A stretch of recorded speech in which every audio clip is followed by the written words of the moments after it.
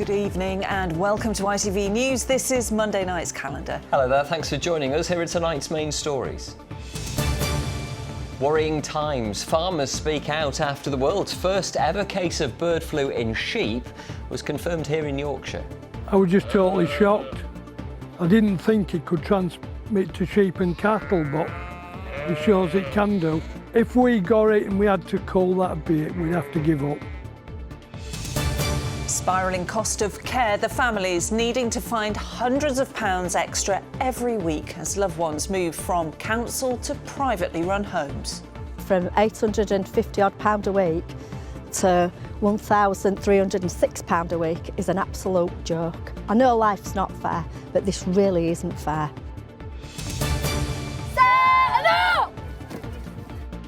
Ultimate team player Courtney's back on the pitch in Wakefield after her organ donation gave one poorly baby a sporting chance. And prickly situation, we're at the Hedgehog Rescue Centre in Castleford, which is fast running out of room.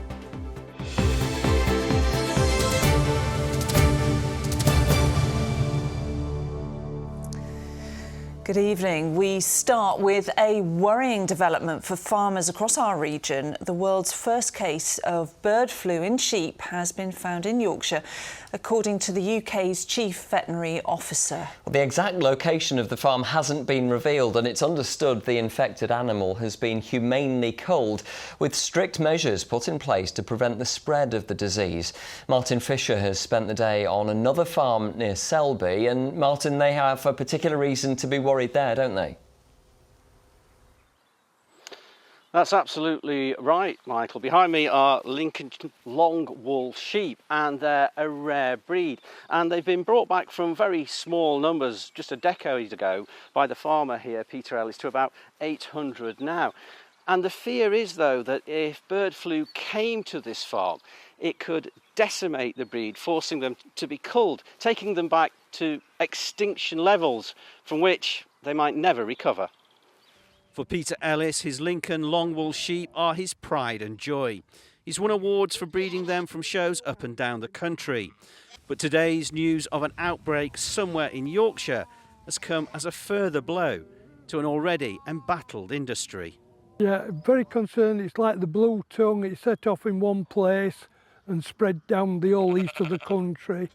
If this does spread, it's going to be the same.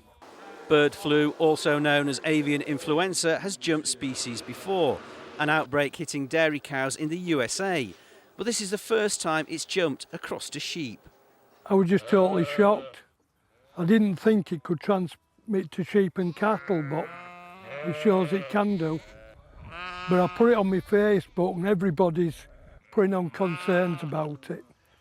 At the moment, the single case was identified in Yorkshire during a routine check of livestock on a farm where the virus had previously been confirmed in captive birds. And we don't believe there's been any spread of infection from that individual sheep. The bigger risk has been from the poultry that were on the premises. So say they've all been culled out, the premises is going through cleansing and disinfection, and we have sampled all the other sheep and we're happy that they're negative. Now, what's so worrying about today's news is that bird flu has jumped species into sheep for the first time. And part of that worry is, how do you protect against bird flu? It's carried by wild birds, and that in a landscape like this can fly in from anywhere. In a statement today, the National Farmers Union said it's vital that all keepers of domesticated poultry, cattle, sheep and goats maintain high standards of biosecurity and remain vigilant for any signs of disease. If we got it and we had to cull that bit, we'd have to give up. It's taken 16 years to get the stock we've got, the bloodlines. We couldn't start again. So an outbreak contained for now, but fresh concerns for Peter and sheep farmers across our region. Martin Fisher, ITV News. Yeah, no doubt, really worrying time for farmers in our region and anyone living in rural areas. Of course, we will keep you updated with developments on this story here on Calendar. Now, to the families of people with dementia who say they will continue to fight moves to transfer their loved ones' care homes from council control into the private sector. Relatives of people being looked after at 2 specialist homes in Kirklees fear the plans, which are part of the council's cost-cutting measures, and will see fees rise but standards fall, and that the most vulnerable will ultimately pay the price. Lisa Adlam reports. Chantilly lace and a pretty face. Precious moments for Sarah Newton and her dad Ernest. The cruel advance of dementia means 82-year-old Ernest no longer knows his daughter, but she takes comfort from knowing he's in safe hands at Castle Grange Care Home in Huddersfield, where he's lived for the last 2 years. They were a godsend for me. They are family members. They sit with him on a night and watch telly with him. They hold his hand when you're not there and can't do it. They're just amazing. But Sarah and the families of people at Castle Grange and Claremont Care Home in Heckmondwike fear that could soon change. Kirklees Council is moving to transfer the homes from its control to a private provider. Relatives say not only could fees rise by as much as £500 a week, uncertainty over the nature of care which will be offered is causing them sleepless nights. We don't know what's happening. We don't know if Claremont and Castle Grange will stay as residential dementia care homes. We don't know if the care that they get now will still be allowed to carry on. We don't know if the status of the homes will change, if our loved ones have to move, but I honestly don't know where my mum would go. And I just think from £850 odd a week to £1,306 a week is an absolute joke. When she's worked all her life, she don't need this. She really doesn't. It's just so unfair. I know life's not fair, but this really isn't fair. Today, Kirklees Council said a due diligence process was being carried out to make sure that the high standards of care in both homes can continue. It would be premature and inappropriate, it said, for the council to comment further before these important assessments have been completed. Residents, their families and staff will be informed in due course. That's no reassurance for these families, though. They're fighting the plans, joined by others like Victoria, whose parents have passed away, but who found vital care and support here in their final days. This place, Claremont House in Castle Grange, the jewels in the crown.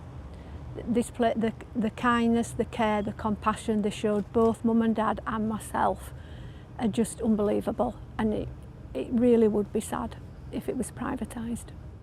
And they say their campaign will continue, even mounting a legal challenge to protect not just their mums and dads, but all those most in need of care.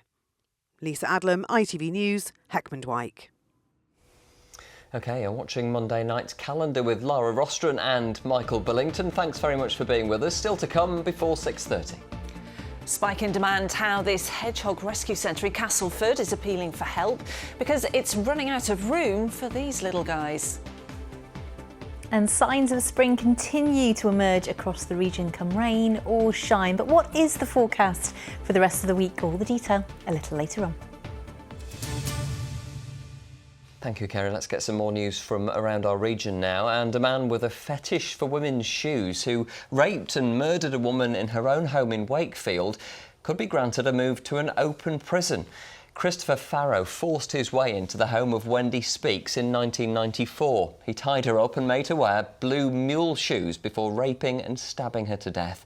At a parole hearing, he was denied release, but his case will now be heard by the Justice Secretary to decide whether he can be sent to an open prison. A man who was convicted of murdering a woman in a brutal attack in Leeds has been sentenced to life in prison. Samantha Varley was found dead at an address in Brownhill Terrace in Hare Hills in February last year. She'd been repeatedly kicked and stamped on in the attack. Warren Spence, who Samantha had been in a relationship with, was found guilty of her murder and will serve at least 24 years in prison. A third man has been charged following a shooting in Bradford. A teenager was hospitalised with serious injuries after the incident on Dovedale Road earlier this month. Ricardo Nadim, who's 20, from Tarnside Drive, has been charged with attempted murder and possession of a firearm with intent to endanger life. The Bradford-based supermarket chain Morrisons has said that 365 jobs are at risk of redundancy. Some of its cafes, convenience stores, florists and fresh food counters are to close, as bosses say it's costing more to run them than it's making from customer spending. The majority of staff members affected by the changes are expected to be placed in roles elsewhere in the business. Councils in Yorkshire will have to show that they're tackling potholes or face losing millions of pounds in government funding. Under new plans, local authorities who prove they're fixing the roads will receive their full share of government money, but those who fail to meet the conditions will see a quarter of their pothole funding withheld, which amounts to £12 million in our region. If you're a driver, you use your car for family reasons, to get around, maybe for your business or a van for your business, and you hit a pothole, that's several £100 probably of repair. We are saying to councils, you must now report in as to how well you've used that money, how many potholes you've actually dealt with. And I want to know that the money is being used effectively, that we're getting the best value for money across the country and getting on and fixing this problem. Well, now, from fixing problems on our roads to dealing with issues underneath them. Yes, blocked and damaged drains have only added to flooding across our region over recent years. Just this weekend, some areas of North Yorkshire saw flash flooding after heavy rain on Saturday. Now the authorities are finding increasingly novel ways of trying to fix it, including a brand new robot to get into those hard-to-reach areas. Matt Price went to Newark to see it in action. Where there's muck, there's brass. Hundreds of thousands of pounds have been invested to help alleviate problems with our ageing drains. A first look at brand new kit to deal with an old issue. So they've probably gone that way, mould through that way, push that. These experts are jet washing the drains before sending this tiny robot underground. It's hoped it'll identify holes and issues in the network, beaming pictures up to a team above ground. It's incredibly useful because we can pinpoint where damage is, we can see and how the damage may have occurred. So if we see any issues, we'll mark it on the ground so that when we come in May, we can dig down on the precise location to carry out the repair. This crawler, as it's known, can go where no man can. It has the ability to track 180 metres underground, providing it hits no obstacles. What are those two pipes below? But it did find an issue in the way today, a pipe poking through the sewer which could result in leaks and blockages. The issue will be repaired later this year. It was in January 2024 that parts of Newark flooded, blocked and broken drains only adding to the deluge. Council tax is up 4.8% by Nottinghamshire County Council. Can you give residents here an assurance that their homes will no longer flood? Well, I can't guarantee anything, can I? What I can assure people is that we are doing all we can and we've increased that investment. So what I can assure them is we are really working hard. Call this a live stream, if you will. This tiny camera is making a big impact. There you go, safe and sound. And will hopefully prevent scenes like this, which affected so many people's homes. Matt Price, ITV News, Newark. Amazing stuff. Well, staying on the underground theme, and 8 people who got lost while potholing in North Yorkshire had to be rescued at the weekend. The Cave Rescue Organisation says it was called out by North Yorkshire Police after a party exploring what's known as the Easgill Traverse failed to return. The volunteer organisation sent a team in who found the group who'd become disorientated inside the complex system. OK, time for some sport now, and Arif's here. Evening, Arif. Evening. A fairly quiet weekend on the football front. Yeah, it was. That was, of course, due to the international break, so there wasn't many games going on this weekend, but it wasn't so quiet at Bradford City, as it was a record-breaking weekend for the Bantams.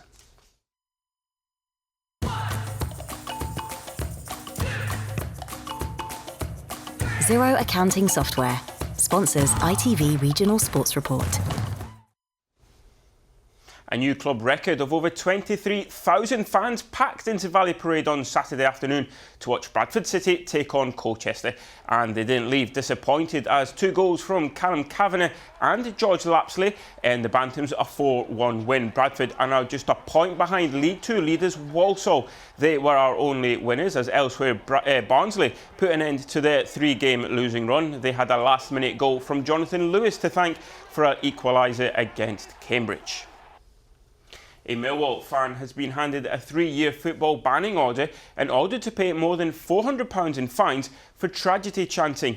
Frankie Harris is spotted chanting and making stabbing motions towards Leeds United fans during the FA Cup game at Ellen Road last month.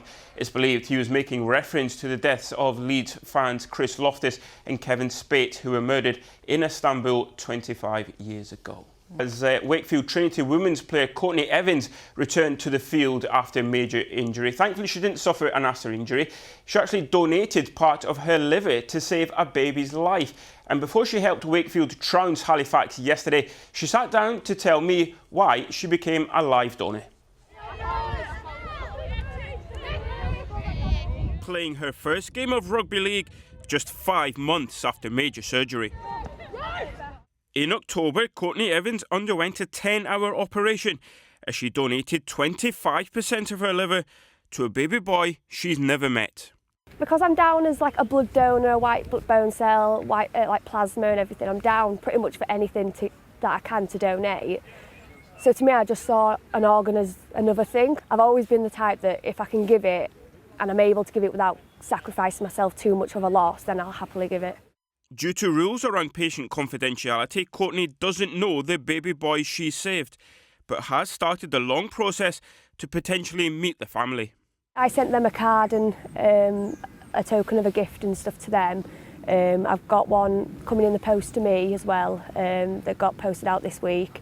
So obviously I'm waiting to receive that, and then we're then doing... You're really looking forward to seeing that? Yeah, I've been itching every time door knocks. So it would be nice to know them and who they are, and just to see like that little thing that I've done and how much it has impacted their life. And it'll be quite an emotional time. Like I can imagine I'm going to probably shed a few tears. So it will be lovely, and it'll be nice to see them as well. Courtney took 3 months off work as a radiologist to recover, with her liver taking just 4 weeks to grow back. And on Sunday, she returned to the field for the start of the new rugby league season. What shocked me was more like when I was at home and like lifting a kettle up to make a cup of tea. It was like the kettle had to be a cup worth of water because I just couldn't lift it. And you just think, when someone tells you that, you just think, no, like surely not, like you don't usually call that much. But when doing it, I was like, on my days, like I actually can't lift this kettle. So it shocked me as that way. Courtney's bravery has been recognised as she's been nominated for the Inspirational Individual of the Year award at the Yorkshire Choice Awards. I processed it as I'm having surgery, that's it, like you would if you needed surgery for anything. Obviously it was a surgery I didn't need, but I processed it as I'm having surgery. So to actually be nominated something like that and seeing like other people seeing it as a major thing, it's just overwhelming because it's just a thing that you just don't expect, really. Regardless of the award, Courtney will always know her selfless act helped to save a baby boy's life. It's a very personal story, but it'd be lovely if she gets to meet that baby boy and their family. It would. I mean, she's done so well to donate anyway, hasn't she? And brilliant. Who would have thought that an adult could donate to a baby? To a baby and help, yeah, it's unbelievable. It's a great story. What an amazing character, Courtney. Indeed. And that's all you sport from me. Thank you very much. Thank you.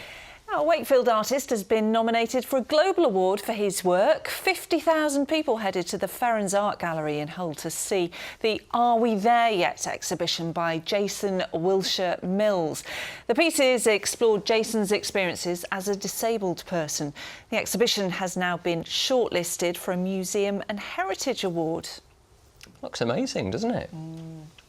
Now, to a spike in demand for a West Yorkshire charity which helps poorly but prickly characters. Yeah, you're going to like this story. The centre where sick hedgehogs are nursed back to health is getting crowded with the endangered species now into their breeding season. So they're asking for our help, as Katie Oscroft explains.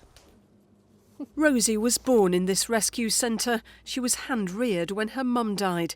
It was touch and go whether Rosie pulled through. Now she's a chunky monkey, aren't you? She's got a bit of dandruff. The environment is making them poorly. There's no water sources, no food sources, no hedgehog highways. People closing off the gardens, so they're becoming emaciated and dehydrated. There's nothing for hedgehogs anymore, so they end up in rescue, either really poorly or they're dying. Well, this is Bertha from Bradford. She's one of a lot of hedgehogs at this rescue centre in Castleford, but they are running out of space. Come on, darling, let's weigh you. There are around 90 hedgehogs here now, many of them fast asleep. They're weighed to find out whether they're healthy enough to go back into the wild, but in the breeding season, one new resident can become 2 or 3 more. This is Mary. She was found near a park, just at top of the road, in the middle of the road, running round in circles, and there were crows going after her. I absolutely love them. I love them. I think they're all very, very cheeky. They've all got a personality. They're just like a miniature dog.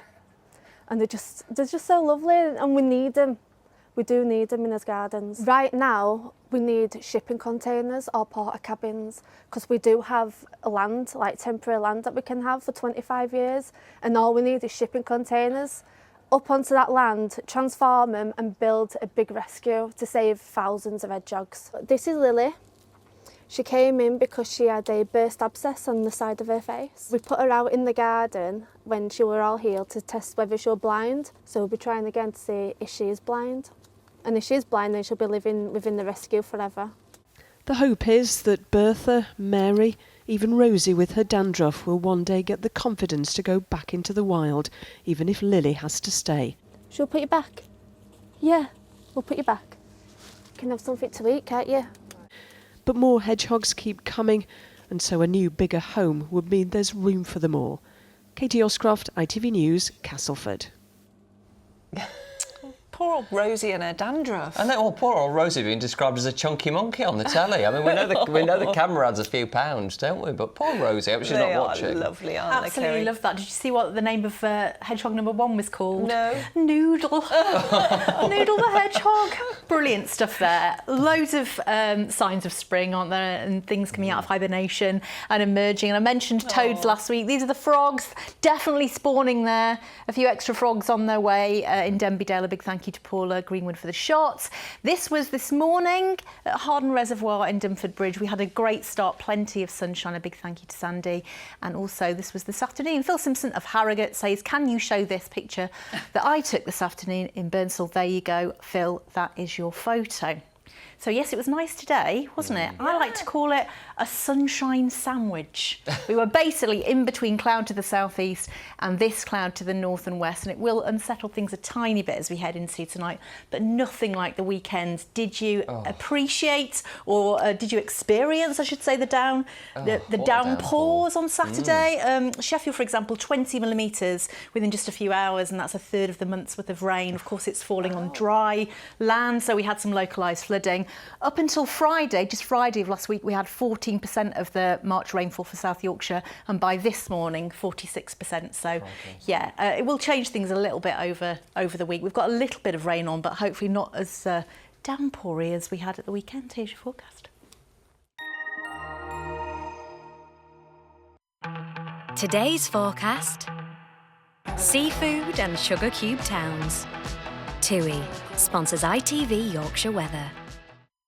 Yes, we did okay today. A little bit of cloud for the middle part of the day, but a lovely start first thing this morning. A big thank you to Gavin for this great shot of the Aaron Calder Canal at Woodlesford, and also this one of North Yorkshire skies. A big thank you to Phil for sharing weather photos at itv.com. So we've got high pressure edging in, settling things down later tomorrow into Wednesday, probably our best day of the week. And then Thursday, cloudier. Friday, definitely windier. The isobars tighter and feeling cooler too, with a mix of sunshine and showers. But for the rest of this evening, under the clearer skies, the temperatures will dip a little to start.